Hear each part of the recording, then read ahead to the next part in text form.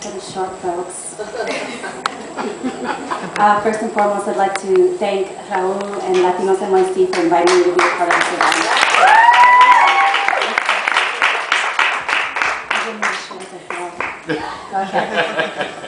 So I have a few pieces to share with you all this evening, and hopefully appropriate. They all deal with the issues that women deal with pretty regularly. The first piece is entitled Domesticated Woman. At an early age, you learn the domestication of your sex. And though you'd relearn the term a student in history class, domesticated animals and such, you learned. You learned to love other bodies and hate your own. You learned that breeding was a luxury your corset could not afford you. You learned to use your soft child's voice because it's pleasing to men's ears. You learned to love misogynists and hate feminists. You became fluent in the language of violence, your body a vessel, a field to be plowed. You learned to watch dramatized rape scenes unaffected. You learned to turn away from battered women and children, to look down on the weak and envy the empowered. You learned to be disgusted by your own period, to hate yourself after sex, and to cry when you masturbate. You learned to want what you can't have, and to forgive men and forgive men and forgive men. You learned to hold grudges. Grudges against women, against your mother, against yourself. You learned to live on hot combs, cheap hair dyes, laxatives, and fad diets, overdosing on gossip columns. You learned mutilation, genocide, and mass sterilization, and still think it's someone else's problem. You learned that there's nothing wrong with you because you are what you have been taught to be, a domesticated woman.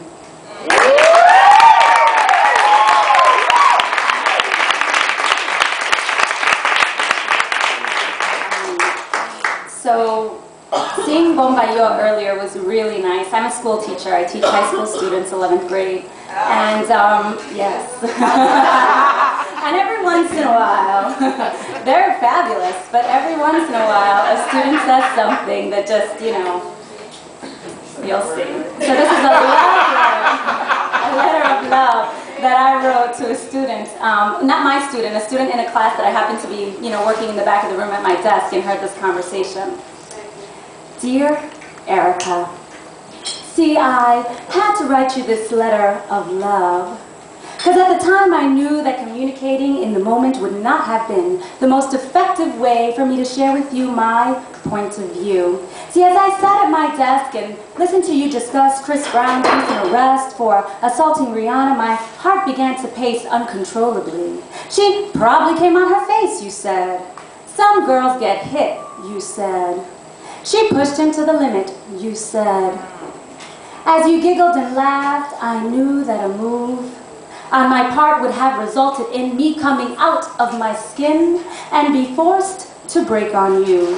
I bit my tongue as I heard your classmates speak. Guys beat on girls and girls beat on guys, they said. That's just the way it is today, they said.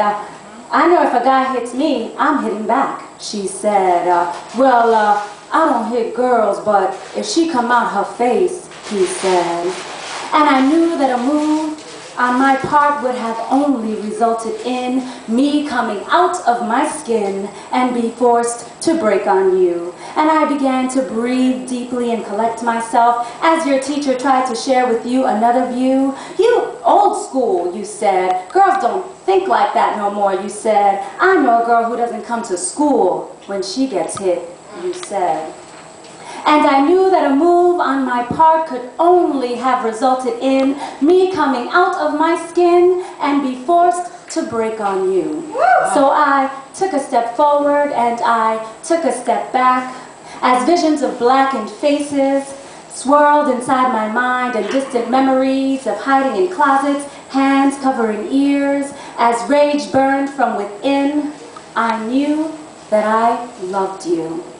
In my anger, I realized that I had to love you and confront the violence that you've grown so comfortable with. So I write you this letter in love and not in anger, because we must love our sisters and we must love our brothers. And children need to be taught that violence will no longer be spelled L-O-V-E.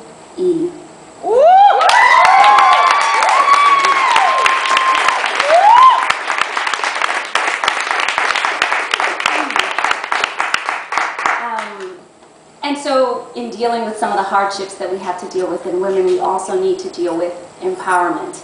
And last year, as I was teaching my 11th grade humanities students the Declaration of Independence, I began a declaration of my own, which became a declaration for all women, I hope.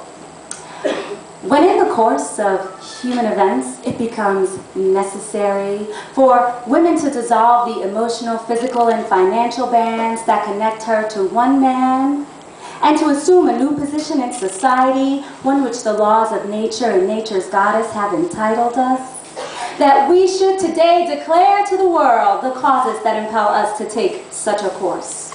We hold these truths to be self-evident, that we are goddesses and have been endowed by our Creator certain inalienable rights, that among these are the right to control our lives, to pursue our own happiness, and to affirm our liberty. Whenever any relationship becomes destructive, and after repeated injuries to the heart, the soul, and the body, it is the right of those who suffer under it to take the necessary steps to free oneself. This is being free. Freeing ourselves from the weight of engagement rings, apartment hunts, and false promises. Freeing ourselves from you years after our breakup by admitting that we still love you and then walking away. Free to go to battle with our students every day and give them what their world won't and remind them of what their parents don't. Free to choose to be free of the restraints of motherhood and other such womanly obligations. Free to color outside of the lines, think outside of the box, and measure our own worth in passport stamps and not dress sizes. Free to love ourselves, our entire selves, like no one else can. Here is our heart, our bodies, our souls. Take them. If you've something to say, bring it. And if you still don't understand, we'll gladly translate it. This is being free. We liberate ourselves from you. We liberate ourselves from hate. We liberate ourselves from violence. We liberate ourselves from ignorance. We liberate ourselves from prejudice. We liberate ourselves. We liberate ourselves. We liberate ourselves. For there are no chains on our hearts. And when you see us smile as we look out into the world that we create with our words, know that we are free. Thank you.